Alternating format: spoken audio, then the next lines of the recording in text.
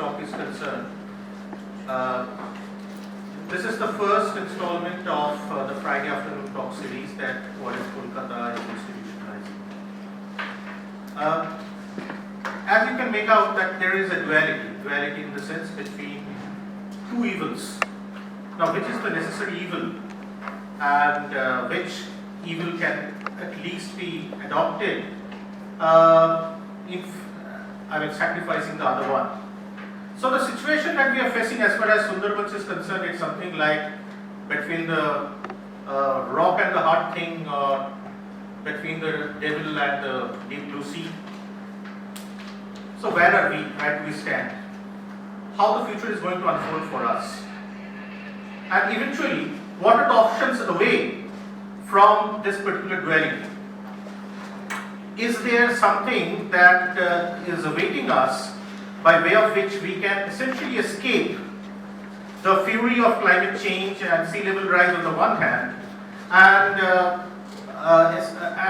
can really reconcile between the existing trade-off of conservation and development? Is there a way out? Is there a leeway from the same bus? These are the few questions with which we initiate this Friday afternoon talk series. And without much ado, I would request Dr. Danda to deliberate on something that promises to be an extremely interesting topic. And after that, we will have a Q&A and I presume a very engaged discussion. So over to Dr. Danda. Good afternoon, everybody.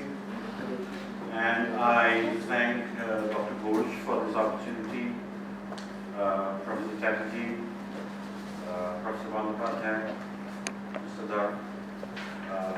Without this opportunity would not have been available. And this being the first in a series that we intend to take forward, I am excited and at the same time a little jittery as to how this pans out.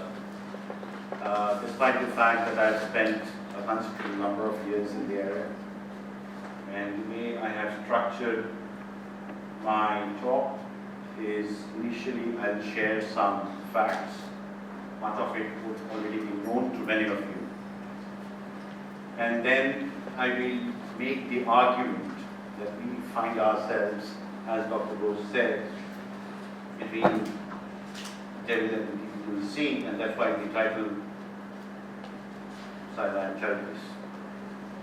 In fact, my colleague from WWF got very excited by the name because he associated China with a particular species of crab. And then he said, what's the other species? So, my argument is, based on those facts, is that we find ourselves in a situation that either way is bad. And going forward, if we do nothing, it could get even worse. And then we could have a real crisis on hand at multiple levels. It's just not the area of conservation, biodiversity, but also the human aspect of it. So much so, it's the regional environmental security as such, which would be in crisis. And then I try and put forth some options that could be exercised by the two countries. Some of them by themselves, while the others through a collaborative mechanism. Bangladesh and India already have instruments in place for collaboration. And I will again make an argument that these instruments are woefully inadequate in dealing with what is to come towards the middle and end of the century.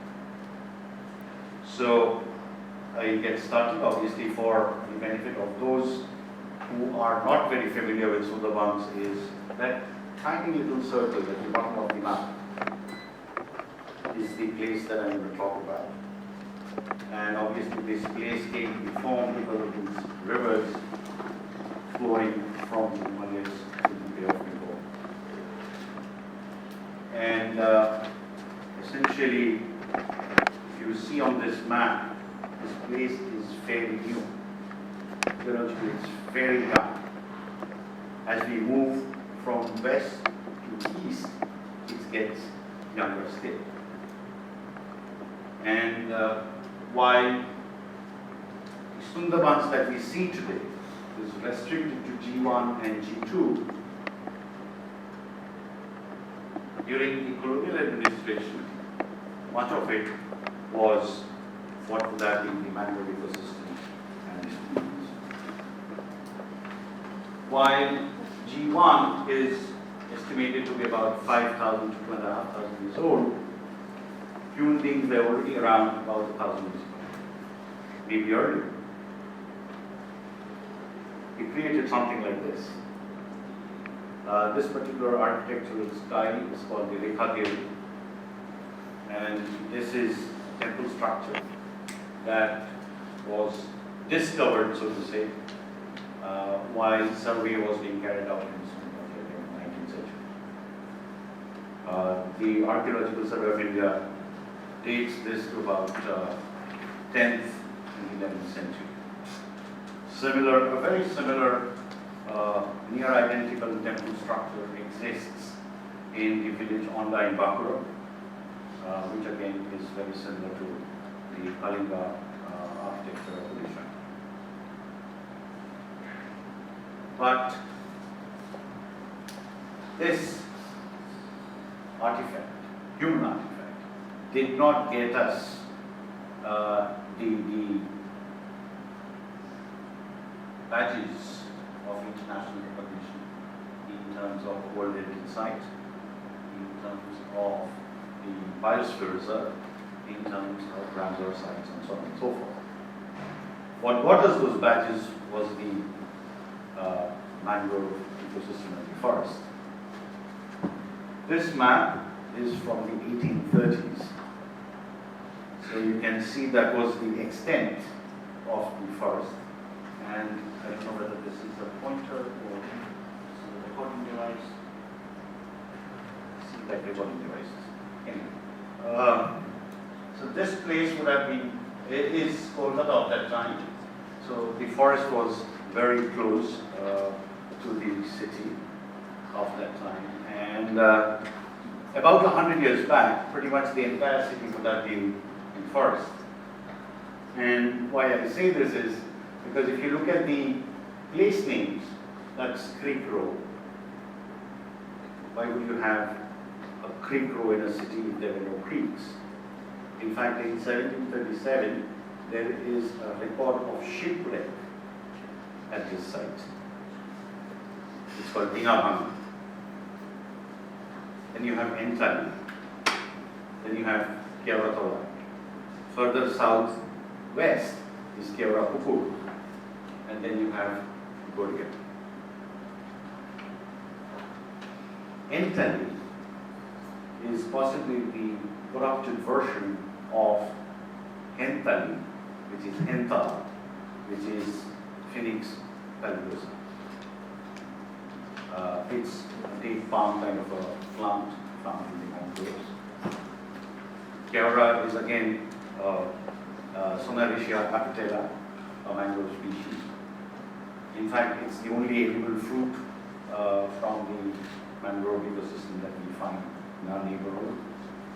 And then you have Goria, which is Candelia candy, another mangrove species. So possibly, the city was pretty much within the mangrove ecosystem of that time. However, by the time we gained independence, a little less than half of the forest remained, partly in India, partly in Bangladesh. As you can see, it's the larger part which is in Bangladesh. In fact, to the southwest of the region, human occupation is as far south as it possibly can be. As we move further east, the forest starts gaining in width. And we have the widest somewhere south of Dapo, it's in Bangladesh. those areas being in the immediate bordering area is Shamnagar, further east is Koira, and further east is Dhamra. What waters the various recognitions for this region is obviously the biodiversity, because this is not the largest mangrove area in the world. There are areas in Indonesia, in Brazil, in Australia that are larger. There are, in terms of the mangrove biodiversity, we have in the Sundarbans about 35 true mangrove species. Indonesia has more. Australia also has more than us, but less than Indonesia. So the region between here and the further Indo-Pacific region, the diversity is much higher than what is called the New World or on the Western Hemisphere. If we go to Brazil, which also has very large areas of mangrove, the number of true mangrove species is down to 7. Mexico, which also has a fairly large mangrove area, the number of species is 6. Besides mangroves, and because it's a mangrove ecosystem, we have various other species that occupy the space, and we derive the benefit of their presence and the function of the ecosystem services, so to say. We have 237 fish species recorded. That's about 15% of fish species in the Indian subcontinent. 120 of them are commercially exploited. Of these 120, 15 account for 15 species account for 75% of monetary value from fisheries. We have 49 mammalian species. 15 of them are megafauna. When I say megafauna, means the adult of each of those species, individuals, weigh more than 5 kilograms. So at least 15 of these are megafauna. I mean, to my mind, it's actually more, but I'm not a biologist. So I stick to what biological scientists have left in the literature. 355 alien species, 85 of them migratory. And of course, we have crustaceans and mollusks and so on and so forth. So it's this assemblage, it's this diversity that has provided this space with all the global recognition that it has. And therefore, going forward, recognizing the value of the ecosystem and the services it provides, Government of India and Government of Bangladesh signed a memorandum of understanding in September of 2011. The first 3 points are from the preamble of the document. And the reason I reproduce this is because here they're trying to reiterate that this is a valued ecosystem simply because of its biodiversity, the richness of biodiversity. Apparently, it seems the intrinsic value is being valued over instrumental value. That's surprising because I hardly see any nation doing that. But there are no surprises here, you will see soon. But in terms of activities, it again reiterates, it wants to monitor and conserve Sundarbans, rich biodiversity, catalog the diversity, develop comprehensive plan to tackle threats. Now when you look at the threats, it says threat of extinction, threat of endangerment. It does not talk of many other threats that I will talk about in the course of my lecture. And it says, undertake research to develop a common and shared understanding of the impacts of climate change and develop implementable adaptation strategies. When it says implementable, this is where I think there is a lot of leeway. There is nothing absolute about what is implementable, because it depends on who is trying to implement. What may be implementable, say for example, in the Netherlands, will not be implemented here, for various reasons. So these are the activities that the MOU professes that the two countries will undertake. However, we have a challenge in the way Sundarban is conceived in the two countries. On the Indian side, the extent of the forest in the 1830s, the green map that I showed, is considered as the Sundarban region. Therefore, you see the Indian side being larger.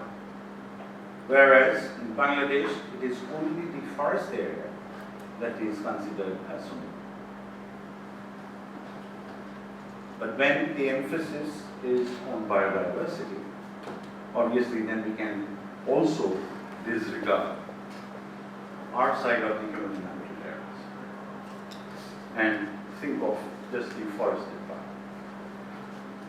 If that were to be the case, then we would be addressing challenges like pollution flowing in from upstream, the city of Kolkata. This is actually the outfall from the city of Kolkata at a place called Rushigar. And this is just before it enters Sundarbans. So much for the lovers of these kind of wetlands, who think we can pretty much do without a mechanical switch treatment plant. I take this liberty because my teacher is no longer alive. Had he been alive, I would not have been able to make this statement. This is another kind of pollution which happens within the region because there is traffic. There is inland traffic between India and Bangladesh. There is inland traffic within Bangladesh, and these are watercrafts. Fairly basic. They do not even have generators to produce electricity when the vessels are stationary. So they are as basic as that. You would often see, if you keep track of news items from Bangladesh, that they collide, that they sink, and a lot of things happen, and they spill their oil, they spill fly ash, and various other pollutants directly into the system.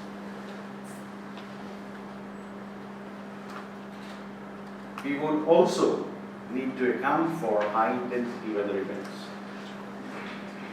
This is an image from Bangladesh Sundarbans soon after Sidar, cyclone Sidar, that hit that part of Sundarban in 2007, November of 2007.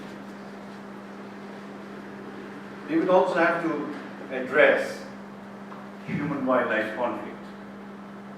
These are two very contrasting stories from the two parts of Sundarban.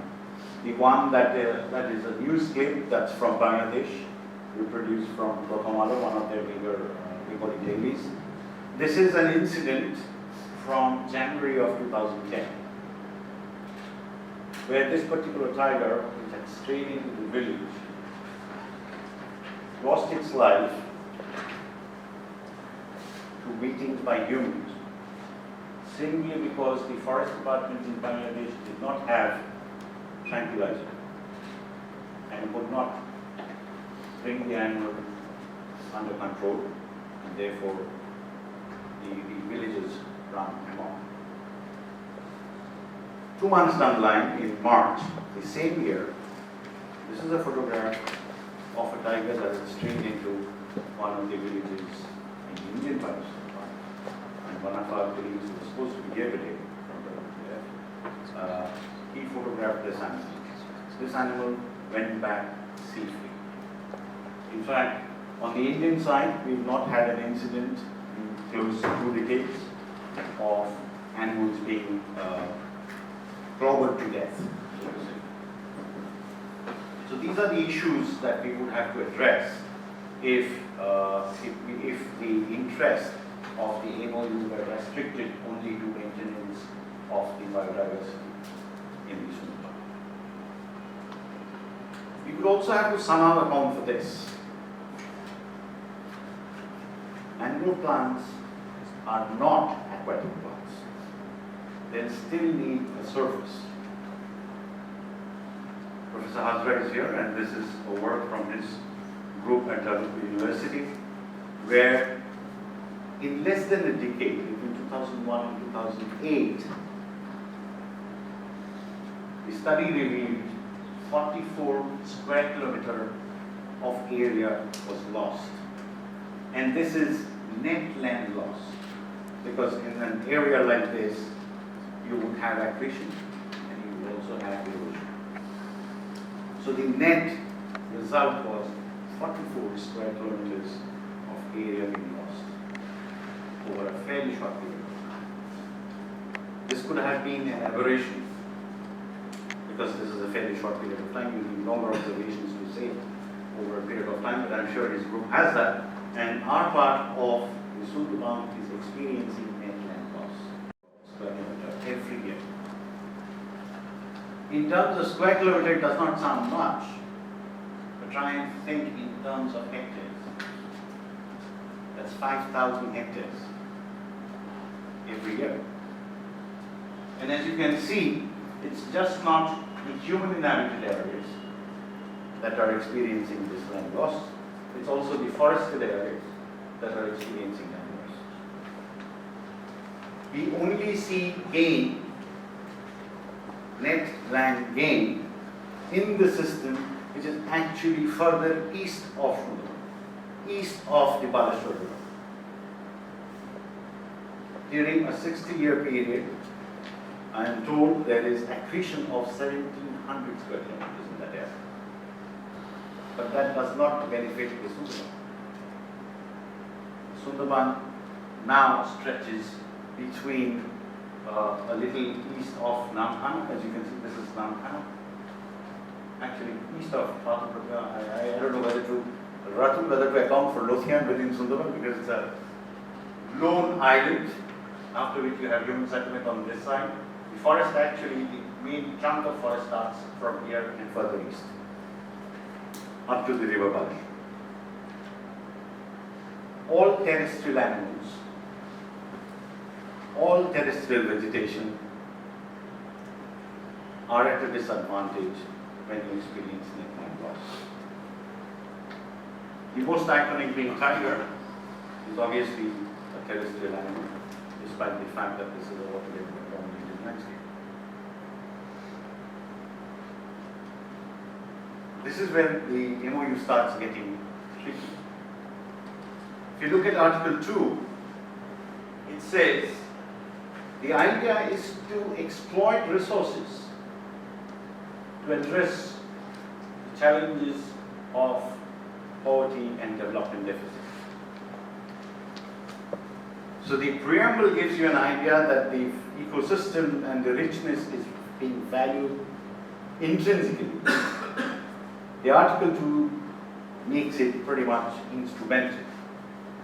It's no longer intrinsic. We want to address the challenges of development deficit. And the Article 3 says we are in agreement that the ecosystem is greatly influenced by humans. And therefore, it says map and delineate the human settlements that have this influence. That itself is going to be a challenge, and I talked about it in a moment. Then it says, develop management plan that utilizes this information to address issues of livelihood, deprivation by flooding, and I'll come back to this, other climate-related disasters, man-animal conflict, pollution, resource depletion, etc. If you were to revisit this, it says deprivation by flooding, which is an event. It says other climate-related disasters, again it's an event. What climate change is doing to this area is not necessarily driven by periodic events. Change in temperature, sea surface temperature, change in water temperature, change in the ambient temperature, change in salinity.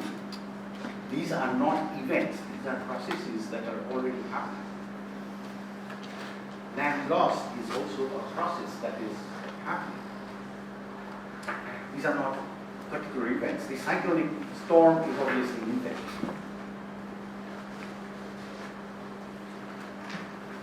If you look at this map, this is the forest area that exists. When we are trying to define who are the people who influence the ecosystem, it could be done variously, and that's my intent here. It could be along the old forested extent line, which is called the Dampier Butcher's line, which is along this. So that could be one way of doing it, the way we do it. Though it does not necessarily mean that all people within that area influence the ecosystem directly. The other way of defining could be, you see these hatched lines here, this is a distance band of 10 kilometers from the edge of the forest.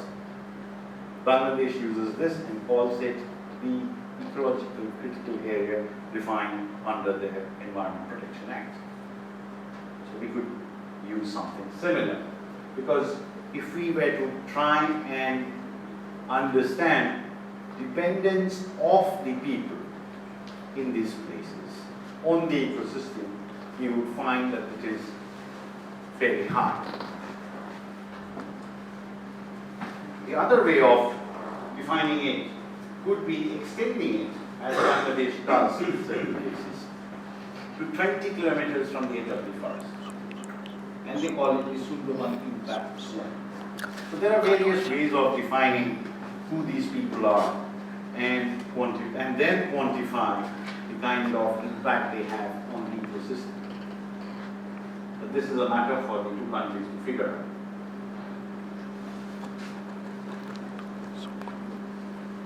This is where I'm going to make my position that what we have is woefully inadequate. One is to continue as we are, respectively in India and in Bangladesh. The other option is to operationalize this memorandum of understanding. But look at what Article 6 says, and it gives you a sense of how woefully inadequate it is. It says share relevant information, which is basic economic, of course. It says explore possibilities of joint research and management projects. Share technical knowledge with common goal of conservation and management of biodiversity. This is where the emphasis starts changing again. Joint tiger estimation. As if that's good enough. Here, the countries and people like me who have been in the conservation arena for a fairly long time should take the blame that we've reduced tiger numbers to an end in itself. We've conveniently forgotten that the tiger was meant to be a species whose health, whose persistence, whose numbers were supposed to indicate the health of an ecosystem, of its habitat. We've done nothing about the habitat, we are interested only in counting tiger numbers. And we could continue to count till they become zero. And if the way we are headed, it will be fairly soon. Patrolling exercises, of course, it already happens, nothing new here.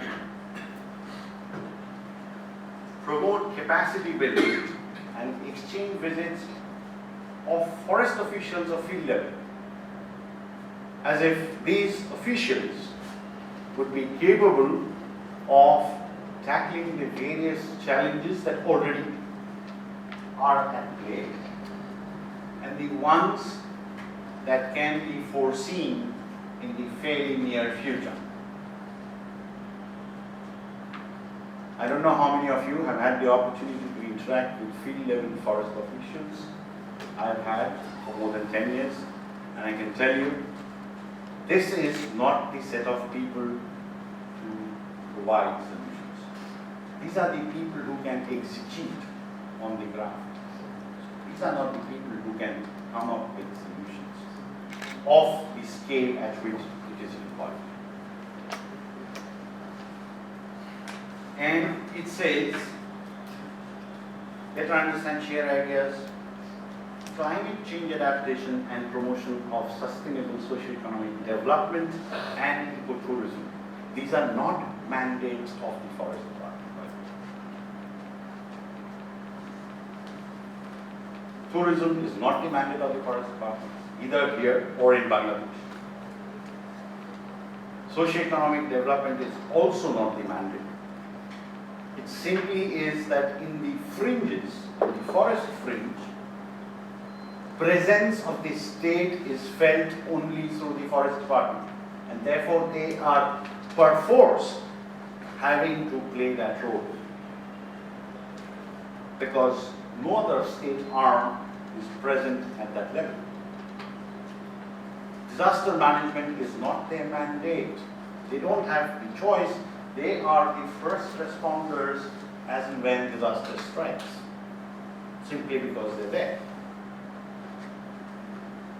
So if we think we can operationalize an MOU and deal with the challenges, which is pretty much beyond comprehension for many, we are pinning too much hope at that level.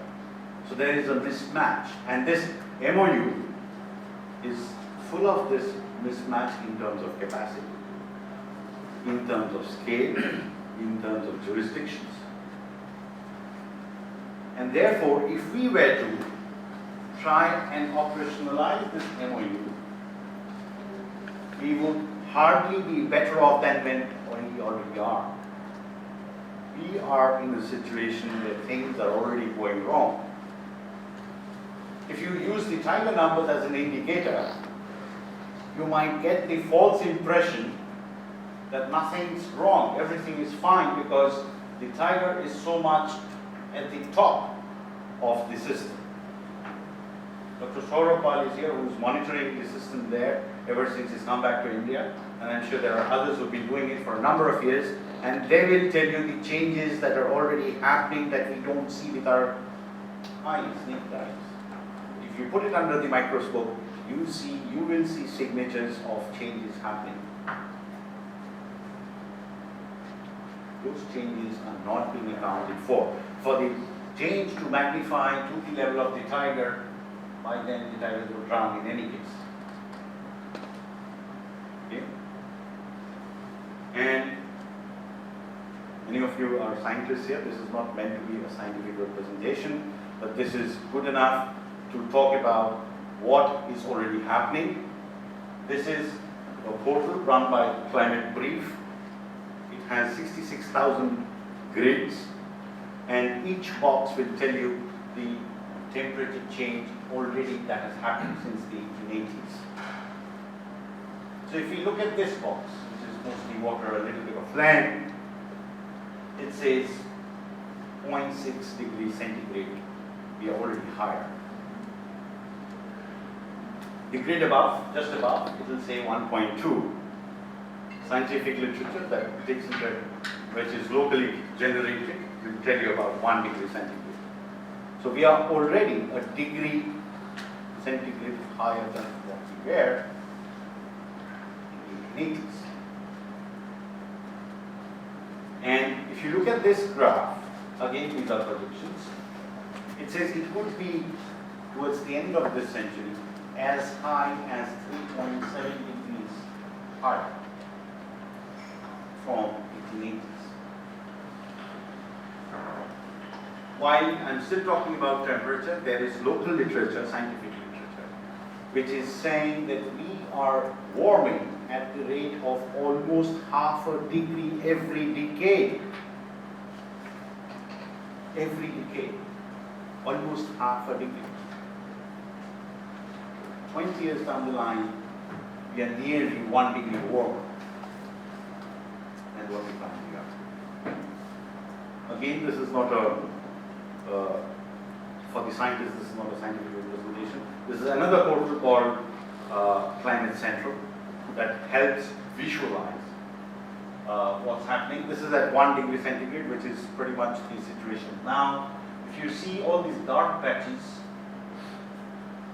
these are places in Namkhana, parts of Pathor Pratima, parts of Indelganj and further up, and into Bangladesh, parts of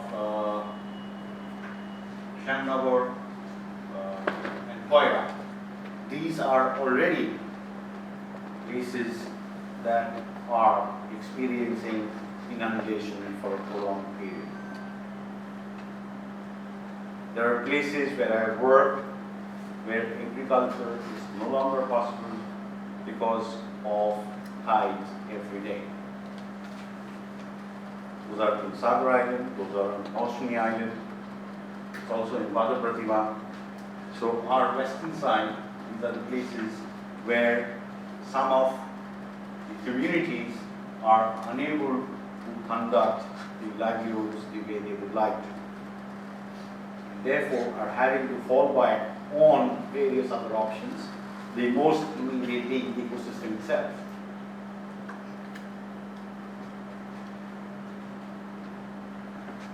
It starts getting darker and the extent also goes further up to the Dako. This is at 1.5 degrees centigrade. And as I said, 1.5 degrees centigrade is fairly close. It's possibly 20 years down the line. And of course, with higher temperature, sea surface temperature, there is more energy in the system.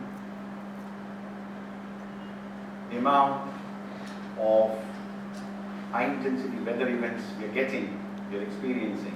This is all high intensity weather events between 1985 and 2005. You will see relatively this place gets much less than these are the areas. But if you look at the population density here, and the absolute population exposed to these events, the damage potential is that much higher.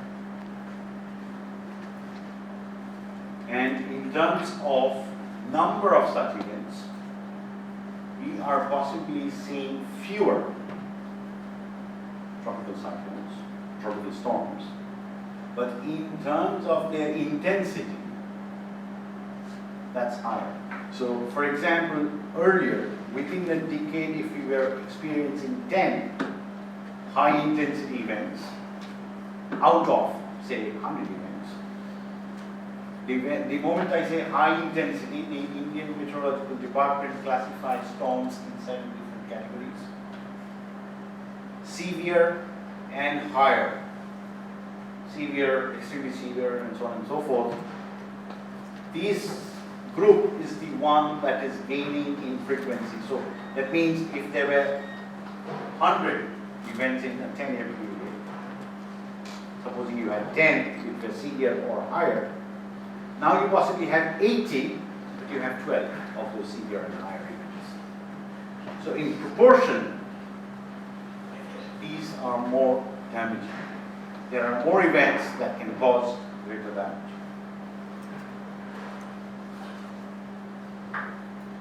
The changes that are already happening, these are photographs from, this is a place called Abodaho in Bangladesh. Close to Shamnagar, it's actually in Koira, has led to water congestion.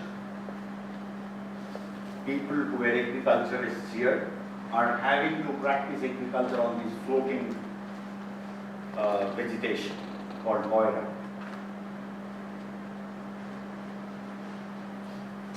This is what their villages look like. This is what their schools look like. This is what their homes look like. This is what their religious places look like. This is already happening. I am not even getting into a situation where we are anticipating higher water levels, anticipating higher intensity levels. This is already here and now. This is a house I went to in Shyamnagar. It's no longer there.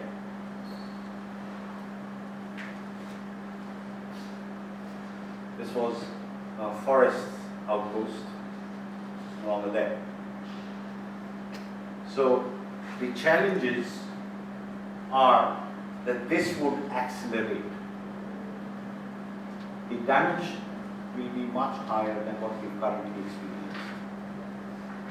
And we are talking about an instrument mainly dependent on field level forest officials to operationalize. Possibly in the middle of the century, we are going to experience about 2 degrees centigrade of coronavirus. Going by the similar representation, don't go by all this dark, because if you zoom in, if I have the capacity to zoom in, you will find within these places there are places that are high enough and not enough. But as you zoom out and look at the entire landscape, you realize that the forested area in Bangladesh, right of the Apogan, that area, bits of the Indian side, bits of the national park on the southeast, the Indian side, are still high ground, so to say, where the terrestrial animals can continue to go about their lives and human beings can go about their lives. But this is at 2 degrees centigrade. At the end of the century, we are possibly looking at 3.74 degrees, unless drastic measures can happen, which are not happening. And the amount of carbon being pumped into the atmosphere while we speak and deliberate,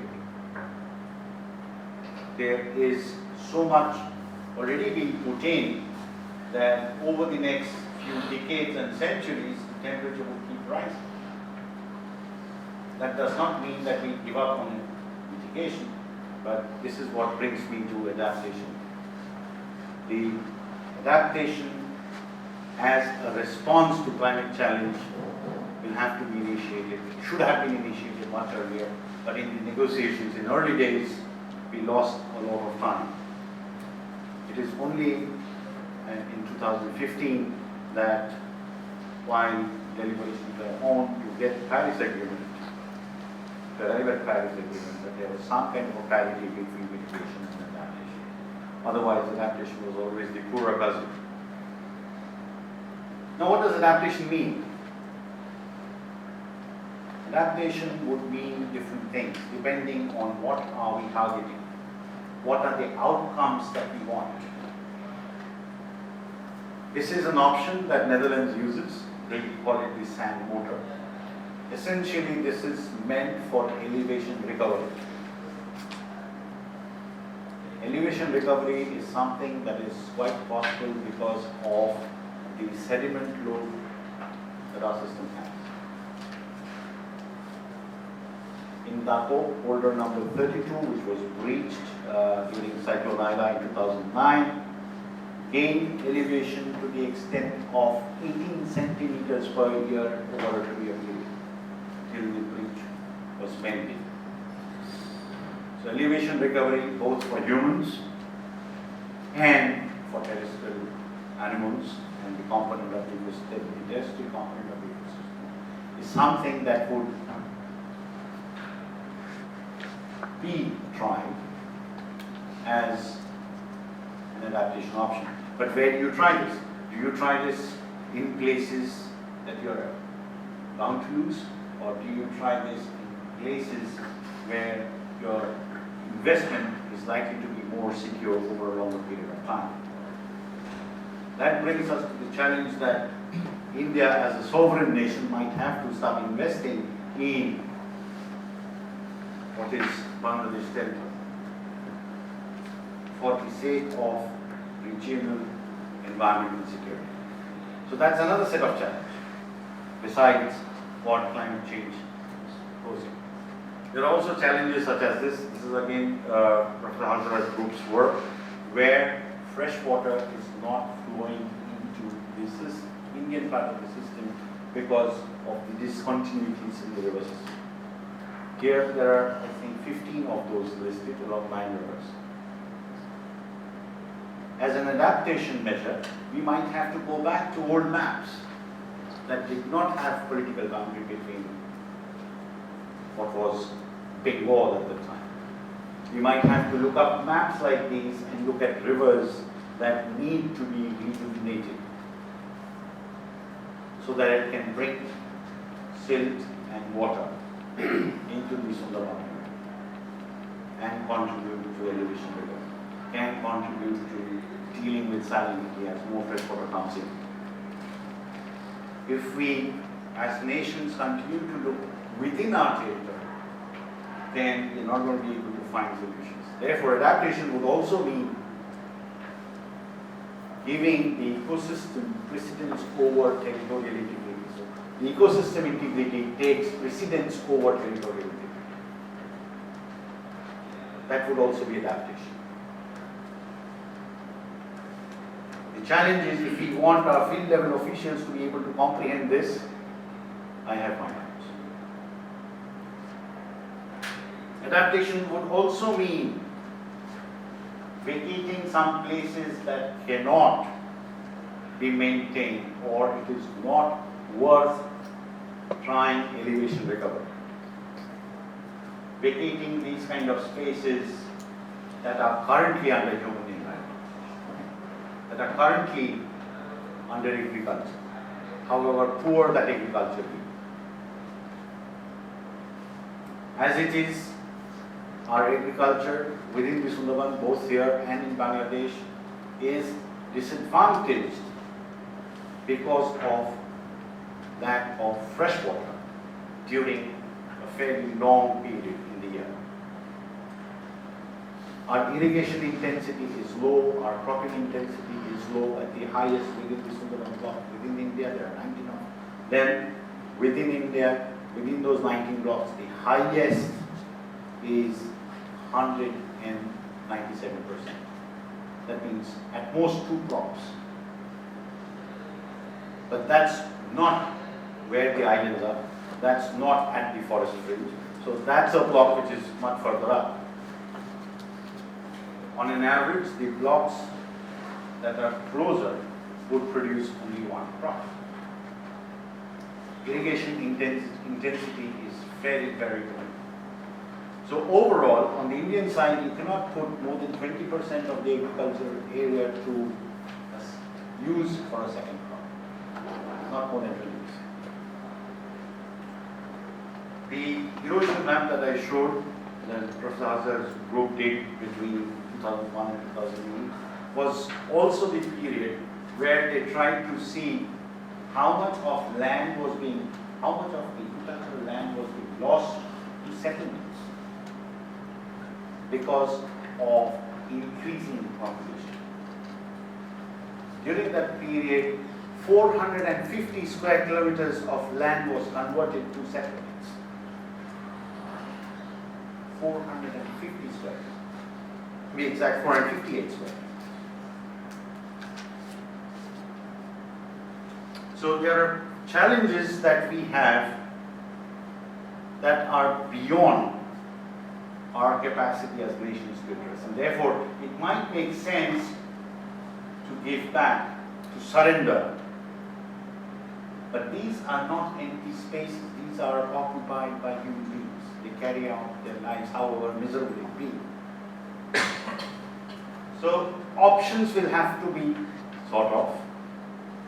And there was a time when we had visualized, it was a collaborative effort between WWF, Professor Hazra, Professor Bandyopadhyay and Nilanjan, where a visioning was carried out, where places where habitation, maintaining human habitation would be difficult or extremely expensive, it was thought that these be given up, not as an event, as a process, over a period of time. Not asking these people to move out, but making opportunities elsewhere that are more secure in terms of time, in terms of dealing with the vagaries of nature, into habitation further away, but habitation which is more urban-like than rural, because if you are packing more people into smaller spaces, obviously the agrarian way of life cannot be sustained. So urbanization could also be adaptation. On the ground, or this could also be adaptation, where, for example, the paddy agriculture is no longer a possibility. It's no longer a farm. You turn it into aquaculture. That could be a possibility. If the aquaculture farms were to have vegetation, mangrove vegetation within, then you also get back some mangrove cover. You get back some capacity to sequester carbon, and you get better performing aqua farms. That could also be adaptation. So adaptation does not mean one particular thing. Depending on what it is targeted and for whom, you decide. So therefore, adaptation would be very context specific. All of this adaptation, by the way, I'm talking about is humans, but it would also need to find ways for species to adapt. For species to adapt under conventional conservation, you were saying if there is connectivity between habitats, that's good enough. So that species could move from one to the other. So if you had corridors, functioning corridors between habitats, that should take care of it.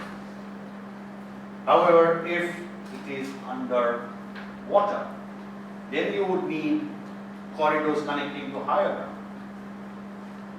That would be an adaptation for species. It would also mean, for example,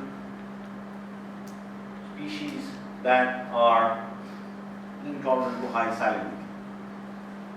If you want those species to persist, for example, the Sundarbans tree, which probably gave its name to the region called the Sundarbans. If we want the Sundari to persist, then we will have to find higher ground, we will have to find fresh water flow into that place. That would then be adaptation. So adaptation would be various things. Now, who does this? As I said, if we were to persist with the arrangement that Government of India and Bangladesh have put together, we are stuck. We will not be able to face the challenges that I've just talked about, and much of it you would have already known. We need to have a mechanism whereby it is possible to respond at the rate at which climate change is happening. It will have to address challenges faced by various sections of the society. The way sovereign nations bring about MOUs, treaties, so on and so forth, they are fairly exclusive. As if it's just the prerogative of the state to have a mechanism in place. What I'm suggesting, and there is a lot of literature on this already, that if we want regional environmental security, the system will have to, one, incorporate new knowledge. It will have to be able to respond faster than they currently do. And when I say the pace at which they currently do, the MOU was signed in 2011, September of 2011. We are 4 months away from September of 2019. The group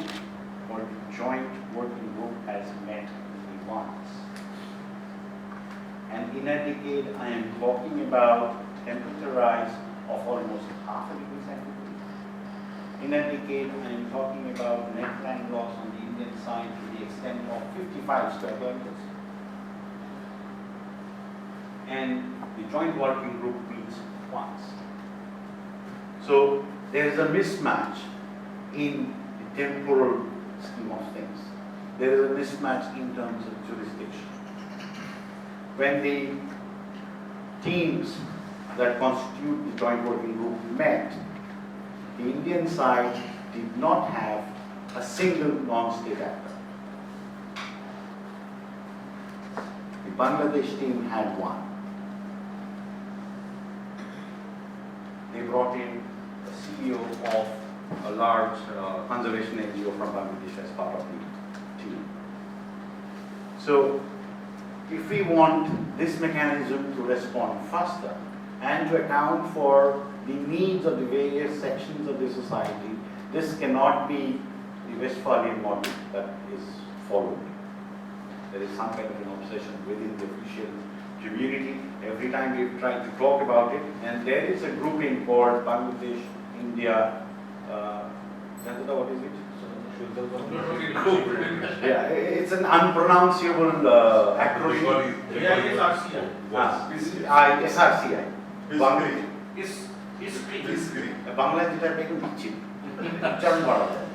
So there is a grouping which has been trying to push the two governments towards accounting for various interests within the region. But the government mechanism, particularly on the Indian side, is discouraging.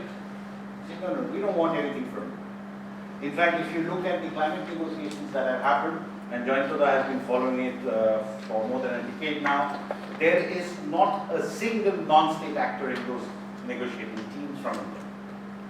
In Bangladesh, which is again a thing that has been tracking for almost the same period, there are several. In fact, some of their leads are non-state actors. Some of our colleagues from WWF are leads from their respective countries at those negotiations. We think Putin is a strong man and very sovereign. In fact, WWF colleague goes and negotiates on behalf of the Russian Federation at the climate change negotiations. So there are models where it is a hybrid, where the governance mechanism includes various other aspects. And here is a suggestion. Forgive me for all these acronyms, let me tell you what they are. SMC is Sundarban Ministerial Council, which is supposed to consist of the federal ministers on the Indian side and their counterparts from Bangladesh, but also the Chief Minister of West Bengal. To include a subnational. No, don't do this. I mean, you are looking at the current incumbent. No, I'm asking you to look at the office, not the incumbent. So it's the institution of the Chief Minister. That means I am suggesting that as an adaptive measure, that it includes the subnational head of government. Okay? Similarly, when it comes to the bureaucratic level, the Sundarban Steering Committee, it includes the Chief Secretary of West Bengal. Then the discussion happens at this level, which is the Joint Sundarban Platform, composed of two associations, so to say, Sundarban Institutional Members Association. I mean, these are my imagination, but essentially the idea is to come up with a structure that has some chance and that we should push for, that can bring about an institutional arrangement that is better than what we currently have. And therefore, the Institutional Members Association means government departments, divisions, boards, academicians. I know Professor Hazra is trying to work with the government, offering services for free, and they don't want it. There is resistance. They don't even want to meet him. And for a professor of his stature, if he has to spend a lot of time trying to convince that what I'm offering you makes sense, I mean, you can imagine the way our systems are working on the Indian side. Bangladesh is far more perceptive, by the way. So here I'm talking about this as a group, which will not only be here in terms of programmatic decision making, this is also the group that will provide implementers in terms of working groups that you can see here. And I've just written working group 1, 2, 3, but it could be as many. And these working groups will actually implement things that need to be implemented jointly. For example, if we are talking about elevation recovery on the Bangladesh side, irrespective that it is on the Bangladesh side, then obviously Indian entities will not be implementing it. It will be entities in Bangladesh that will implement it, possibly their irrigation department. So there are three things. One is the leadership, the political leadership, which I said is the federal ministers from the two countries and the chief minister of West Bengal. Is the policy, here is the program decision making. And then you have this ACTs, which is the Sundarban Advisory Group. It could be individuals who have an interest in this. So the idea is to make it as inclusive as possible without putting the government of India off. So if the government of India is hypersensitive about non-state participation, it has to be done in a manner that it is still possible to include views, it is still possible to respond, but at the same time the primacy of the sovereign power does not seem to be diluted. So this is a hybrid mechanism that is being suggested, and these are the various things. And this is not something that I would say people don't recognize. Just yesterday, in the Telegraph, there was a letter to the editor which said, governments in Bengal, Delhi and Dhaka need to get their act together.